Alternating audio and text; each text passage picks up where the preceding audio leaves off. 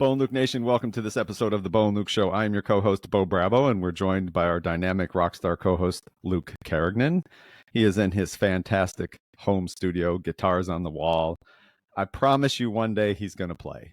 I was actually there earlier this week, so I got to see it in person. So I know he's got the instruments, and he can surely do that. You're better but than this me. episode, what's that? You're better than me at the guitar. We'll see about that. All right. So one day we'll have a rock star performance on the podcast. But listen, this episode is going to just be fantastic. We have an amazing guest with us. Her name is Dianna Kokoszka. Now, Dianna is super cool. She has a book. She's an author. The foreword of her book was written by John Maxwell. That's incredible in and of itself. And if you could see Dianna right now, you would see that she has a picture behind her of her with Oprah Winfrey. That is amazing. So let's start out with this quote that Dianna has, and I think it absolutely 100% applies to everything that our podcast is about in the be better, know better, do better, and how to get there. So Dianna's quote is, if your choice is to become the greatest possible version of yourself, then your choice implies and requires a commitment to growth and change. Dianna, welcome to the Bo and Luke Show. Thank you for the opportunity. We're here to add value to everyone and have a great conversation. Especially, I've got to know when you're going to do that concert. I want to see that one. Yeah, You'll Luke, get a front row invite. Yeah, you've been dined out now. We need a date. We'll go to Austin and play for Dianna. There's great live music. There you go. People there. Maybe we could even do a fundraiser like we're doing in Nashville. Nice. I love that. Yes. All right. Well, the seed's been planted. Now we got to make it happen. There you go. We're going to do the concert and we're going to talk about choice because it would be a choice when you're there, right? You brought up that quote and, you know, growth is the only guarantee that tomorrow's going to be better than today. But the growth has to be from inside of us, doesn't it? Yes. The choice is, what are we going to do today to get better? To do something different, because you can't get to better till you get to different. Isn't that the truth? That's powerful. Yeah, absolutely. How do you, Dianna, do you have any tricks for like reminding yourself? Because I find myself, I'm like, I'm going to go do this. And then like, it lasts for like 3 days or a week. And then I just slip back into what I'm doing. So I feel like it's just like adoption off into infinity to remind myself. Do you have any tricks for that? Yeah, it's because we train our brain how to think. And our brain absolutely loves fast and easy. So it goes back to the way it was because that's fast and easy. Now, The way that I've done it is like I want to add value to people every day, Bo and Luke. And 7 a.m., my phone goes off with an alarm and it says, what will you do today to add value to others? At 7 p.m., it goes off and it says, what did you do today to add value to others? And it's very interesting because now my brain is trained to where I go to my husband and I go, oh, it's 7 a.m. And he goes, how did you know? And then the alarm goes off. I go, it's because I've done this so long. I can tell what's going to happen. Your brain actually puts us into action because we've trained it to do that. Yeah, that's the neuro-linguistic programming, right? That you write about and that you coach folks on. Yeah, it is. It's the choices, right? Yeah. Is there a magic, like when somebody gets into that type of routine, is there like a magic number that I need to do this for X number of days, weeks, or months? And then my brain, the neural pathways in my brain are literally changed, right? So that it sticks like you just described.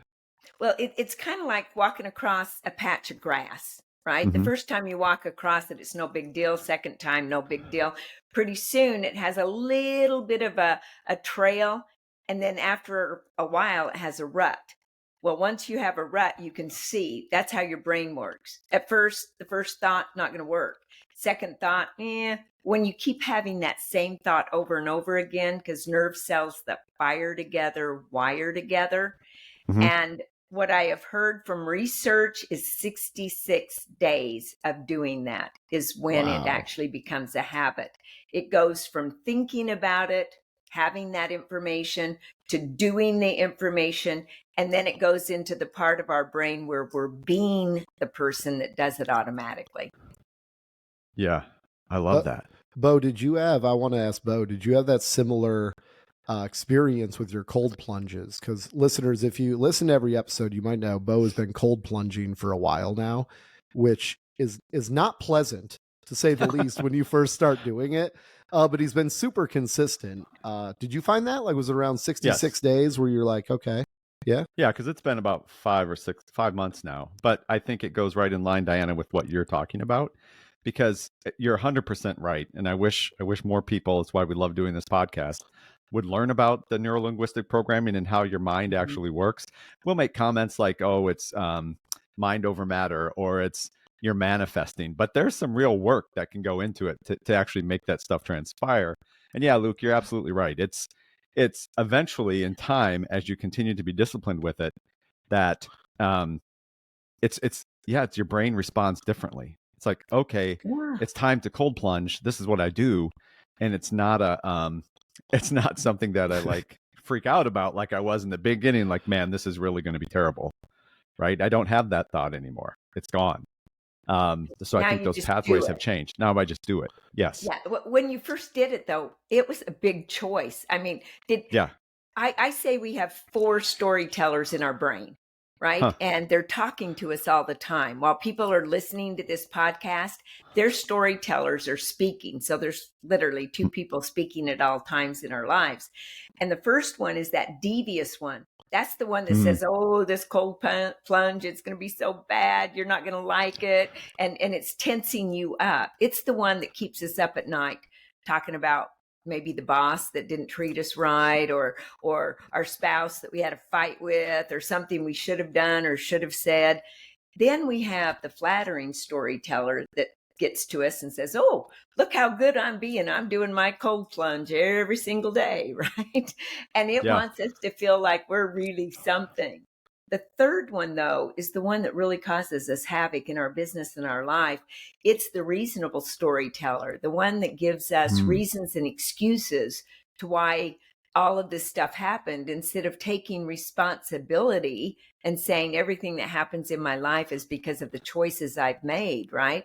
And then the fourth one is the one I love. It's the empowering storyteller. It's the one that says, hey, you want great health? Do the cold plunge. Hey, you want to really be fit? Let's do the cold plunge. It's the one that says, woohoo, you did it one time, you can do it again. And pretty soon it's the one that just makes it so, hey, it's just part of my life. I love that. The empowering storyteller. Yes. That's perfect. Yeah. Yeah. It's so true, man. Yeah, I remember you've probably all experienced it. Like when you approach cold water, and folks, we're just using this as an example. It can be anything, right? I wouldn't even want to like get cold water, whether you're going in a pool or the beach, ocean, whatever. I didn't want that to touch like my stomach at all. It just felt awful. But now I've learned with doing this, it's like now I know which parts of my body actually experience the cold more than the midsection. So really honed into a whole different aspect of how this experience, each time I do it, impacts my body and where, because I'm in up to my neck, right? From my feet to my neck. So it's a super powerful thing, and I can absolutely see how that works in other areas where you want to do better today than you did yesterday, and how to actually go about that. Luke, what do you think? Yeah, I want to hear Dianna. Dianna was going to say something there. Jump in, please. The biggest thing I was going to say right there is many people, they never take the choice to implement. Like we hear about cold plunges. I was at my friend's house. She has a cold plunge and went up to her neck and that. And she goes, go ahead and do it. And I started to. And then, man, that storyteller in my head went crazy. Like, what's it going to do to my heart? What's it going to do to my, maybe I should check with my doctor to make sure I should do this. And so it's interesting. I think we get all this information and we're addicted to information and we're allergic to implementation. oh, we can talk about it really good. We can read about it. Yet it's the people that build the bridge from the information to the Yeah. implementation that make a success in their life, whether it be cold plunges or whatever we're doing. That is a great quote. We're Yes. addicted. I've never heard that before. So that's a unique one. We're addicted to information, but allergic to implementation. It's true. That is deep. That's That's true. It is true, isn't it? Think Yeah. about all the people that they just do it. I remember the first time, I mean, when I started real estate, I couldn't afford a babysitter. So I put my kids in a red wagon, a radio flyer. We went classy, right? And we started going door to door. And oh my goodness, when I knocked on their door, the first things that were coming out of my mouth, when I think back now, how awful it was. Yet I think the passion made up for the lack of knowledge, the lack of skill. Yeah. And I have a saying, the one with the most passion always wins. Yet it was that implementation, going out and actually doing it and learning as I was doing it. Too many people sit on the sidelines and just watch, because if they don't look good, our brain wants to look good and be right. Yeah. I think they miss out so much in life because they want it to be right all the time. Yeah. I agree with that. Luke, think about the times in the corporate world, right, where you've worked and you see somebody, I'm sure this happens for everybody listening. You see somebody get promoted, right? And then your thought is, they don't have the skill for that. They're not as proficient as others.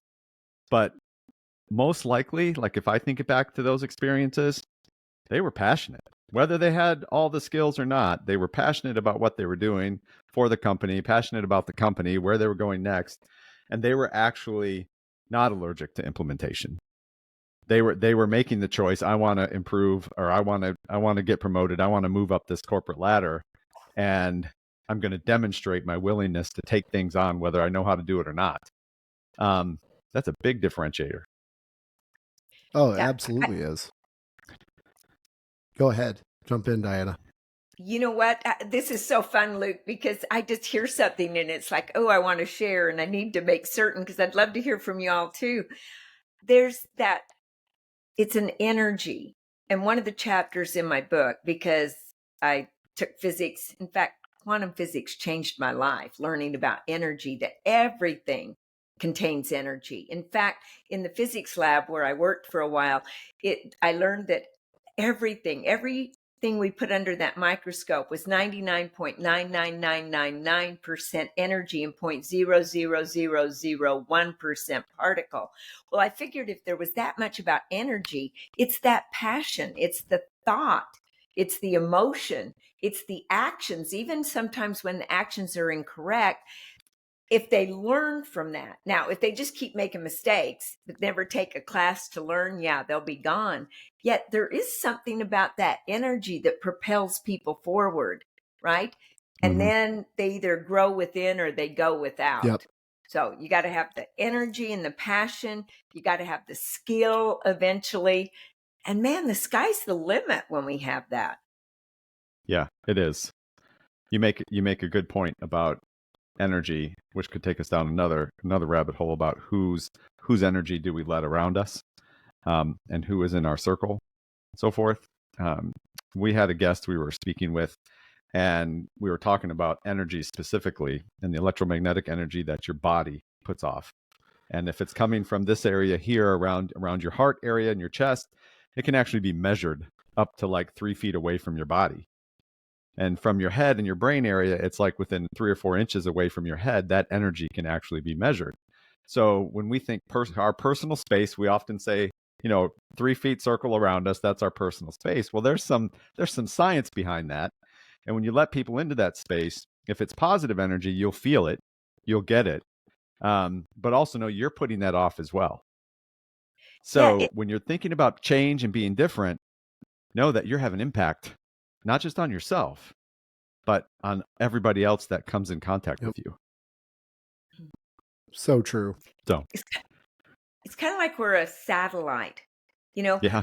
When we think about it, we're pelted with energy from all sides. The waves are all around us, whether it be cell phones or television. I mean, how do you pick up that remote?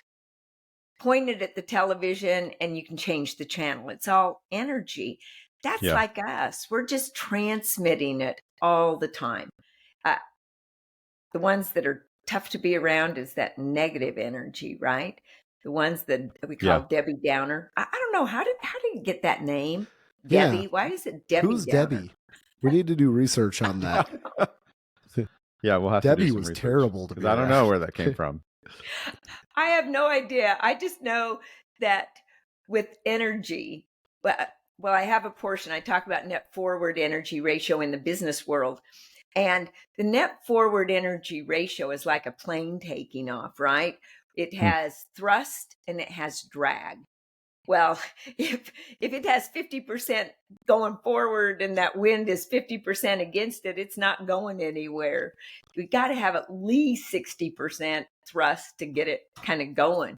And so many people in business, we don't even check the net forward energy ratio. If you got 80% of the people for whatever you're doing and 20% holding you back, the way you figure that is you put 20 into 80. It's 4. You're going to do pretty good. When you have 90% people going for it and 10% holding you back, you've doubled the energy of that particular task being done. And when you have 100%, well, it's infinity. You are definitely going to make it.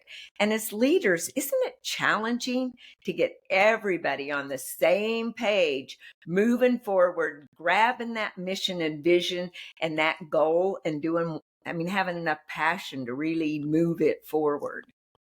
I don't know about you guys. If you've had a lot of people I know on your podcast, I've listened to them. What do you think is holding people back to not get everybody on board as a team and moving forward? Well, I think so. I believe that the most growth happens from discomfort, right? So obviously being uncomfortable is when you grow the most with anything, whether you're working out, sitting in the cold plunge, having a difficult or critical conversation with somebody. I think that's where the most growth happens, And I think it's, kind of all tied together, because now when we talk about passion, I think passion is one of those silver bullets that can help overcome discomfort. Right. So when we don't have that passion, the discomfort wins in the situation. And I don't know what else besides passion can help overrule that discomfort. So I kind of think it's all tied together. And then, Bo, it's fascinating as well when you talk about the energy we put off. I have a 1.5-year-old daughter, and when a child, like I just came across this by trying to put her to sleep. When a child is screaming uncontrollably, I can actually get her to calm down by slowing down my breathing, almost doing like an awake conscious meditation box breathing technique. Mm-hmm. And like within 10 or 20 seconds, she'll just calm down. And I was thinking, wow, this is powerful. So then, and you'll find this fascinating, I think. So I get these infusions. I have rheumatoid arthritis. So I get these infusions like once every 6 months.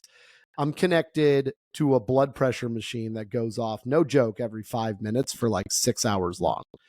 So then I was like, okay, well, since I have 6 hours here, we're doing it every 5 minutes. I normally have high blood pressure. I'm like, I wonder if I can affect the blood pressure by doing these box breathing techniques. And I'll tell you what, like the nurses couldn't even believe it. They were like, do it again. I'd focus on it for like 1 minute and I would drop like a perfect 120 over 80 by doing that box breathing. It's crazy that it can work internally for yourself, work externally for those around you, like that 3 foot, distance where they can feel it. I absolutely believe that and have experienced it.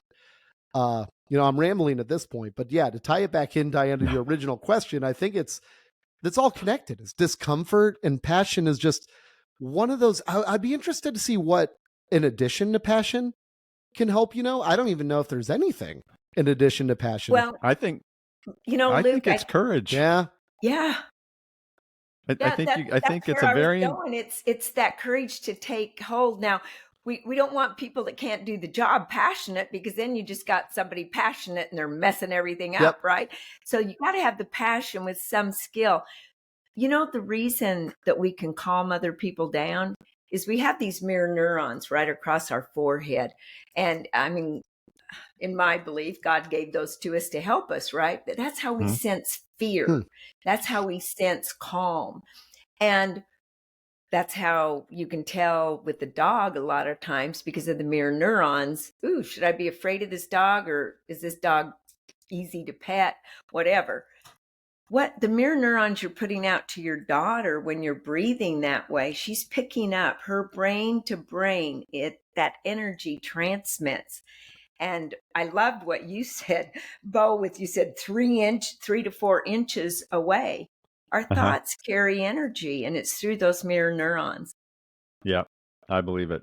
And I really do believe, I look back just on my life and all the people that we've had on this podcast, over 200 folks, all different types of careers, entrepreneurs, professional athletes. When you really boil it down, I think it comes down to just varying degrees of courage that separate people. Like if you want to be like, the subtitle of your book, Dianna, right? It's like, you can't get to better until you get to different. Well, you have to have some courage to be different. There's you have to make that decision, and only you can make that, right? Only you can decide that I'm going to take this risk, and how much courage you have is going to say, I can take the risk to do X, Y, and Z. I may not be passionate about getting in shape, but I have to do it, right? I have to have that courage to hire someone, to spend some money that maybe I don't have all the money I need, but I really need the help. So I got to just take that leap of faith. Or I can just sit back and stay on the couch and never get in shape, right? Yeah. And that's just an example. No, it's a great example. And I think that the fun part about that, people a lot of times say, well, courage, it's not the absence of fear, as we all know. It's putting fear in the passenger seat.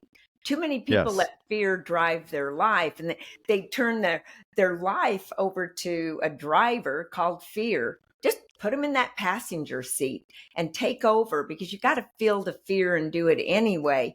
Eventually that fear will subside. Love it. Yep. Love Absolutely. it. Put them in the passenger seat, and you will decide, you will figure out the things to mitigate the risk or mitigate the fear. And then you'll go for it. You'll do it. I believe that. And if we change our thoughts, we can't have a feeling without giving it a meaning to the feeling. Once we give it a meaning, then we have the feeling.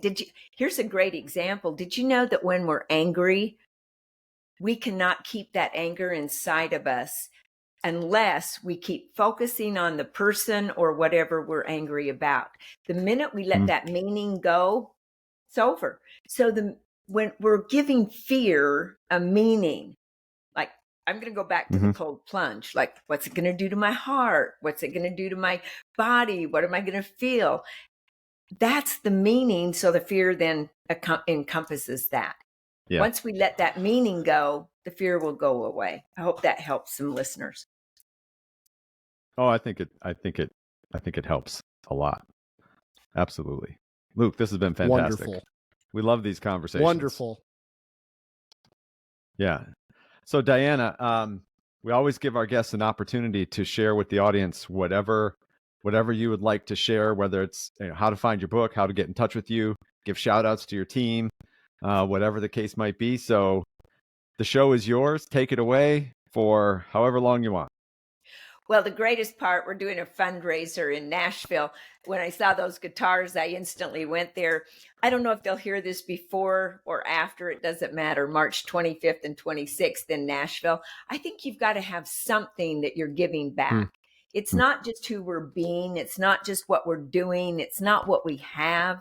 I want to add on that giving. Because when we start giving to others, oh man, our life changes. We go from success to significance, right? Success of our own. And then eventually we start helping other people get successful. And then, of course, the Becoming More book. No one succeeds alone. When I was writing this book, yes, the team that helped me, I didn't have ghostwriters in that, yet I did have my sister. She's very good with punctuation, and she was helping. And then, of course, John Maxwell doing the foreword. John's been my mentor for almost 29 years now. I've been in his inner circle. I've traveled the world with him, giving back with him Nice. and his team. We've been doing a lot of work, meeting with presidents and prime ministers, getting into the Constitution where they teach values in the schools. And now we're in America, and it's so much fun. South Carolina, 27%. The bullying went down when we started teaching values to kids. So yeah, I'm very passionate about all of that. I want to tell the listeners, thank you for just the opportunity. Thank you to both of you. And you can connect with me on becomingmorebook.com or follow me on Facebook, Dianna Kokoszka. Nice. Wonderful. Thank you. Luke, any parting Dianna, thoughts? thank you so much. Energizing conversation. I think the listeners will get a ton out of it. You're always welcome back on the Bo and Luke show, and it's just lovely to meet you. So thanks so much. Well, it's great always listening to both of you. You do a great job. Thank you for the opportunity. You're most welcome. Bo and Luke Nation, you've been listening to Dianna Kokoszka. Do everything that she said. Go get her book. Reach out to her. Look her up. It'll be worth your time, hands down. And with that, that's a wrap.